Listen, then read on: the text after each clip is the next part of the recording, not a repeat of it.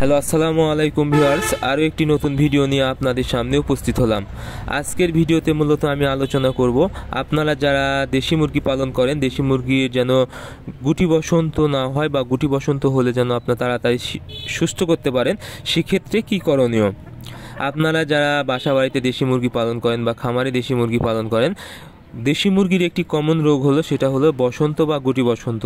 অনেক সময় দেখা যায় এই বাচ্চা অবস্থায় গুটি বসন্ত বের হয়ে মুরগির বাচ্চা একসাথে অনেকগুলো মারা যায়। এতে কিন্তু আপনারা অনেক আর্থিকভাবে ক্ষতিগ্রস্ত হয়ে যান। এজন্য আপনারা যদি কিছু বিষয় লক্ষ্য রাখেন বা জাস্ট অল্প খরচ যদি করতে পারেন, আশা করি আপনাদের মুরগি এই বসন্ত হয়ে আর মরবে না এবং বসন্ত খুব তাড়াতাড়ি সুস্থ হয়ে যাবে। আপনারা যখন দেখবেন মুরগির বসন্ত বের হয়ে গেছে, সেক্ষেত্রে আপনারা মানুষের ওষুধের দোকান থেকে পটাশ কিনে নিয়ে আসবেন। 5 থেকে সর্বোচ্চ 10 টাকার কিনলেই হবে।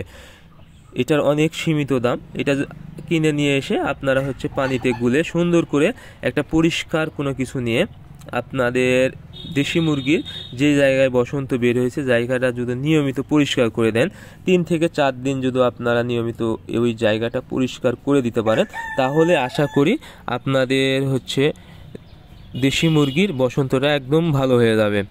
আর যখন দেশি মুরগির বসন্ত বের হবে তখন কিন্তু মুরগির প্রচণ্ড জ্বর আসতে পারে এবং হালকা ঝিম মারতে পারে। এই জন্য আপনারা ওষুধ হিসেবে রেনামাইসিন দিবেন 1 লিটার পানিতে একবেলা, এবং যদি ট্যাবলেট ব্যবহার করেন তাহলে একটি ট্যাবলেট 4 লিটার পানিতে, আর একবেলা ব্যবহার করবেন ফার্স্ট ভেট 1 গ্রাম 1 লিটার পানিতে, এবং ট্যাবলেট ব্যবহার করলে একটি ট্যাবলেট 4 থেকে 5 লিটার পানিতে।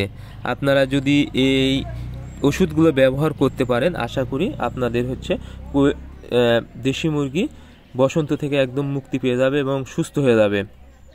আর দেশি মুরগি যেন বসন্ত না হয়, সেক্ষেত্রে আপনারা যদি নিয়মিত রেনামাইসিন ব্যবহার করতে পারেন, রেনামাইসিন 1 গ্রাম 1 লিটার পানিতে এবং একটি ট্যাবলেট 4 থেকে 5 লিটার পানিতে যদিও 4 থেকে 5 দিন ব্যবহার করলেন এবং 15 দিন বা 20 দিন পর পর আবার এই ডোজটা মেনটেন করলেন, আশা করি আপনাদের মুরগির আর বসন্ত বের হবে না। সো আপনারা অবশ্যই এই বিষয়গুলো বসন্তের হাত থেকে রক্ষা করতে লক্ষ্য রাখবেন। আজকের ভিডিও এই পর্যন্তই। আপনারা আমাদের পরবর্তী ভিডিও পেতে অবশ্যই আমাদের চ্যানেলটি সাবস্ক্রাইব করবেন। ধন্যবাদ সবাইকে। আল্লাহ হাফেজ।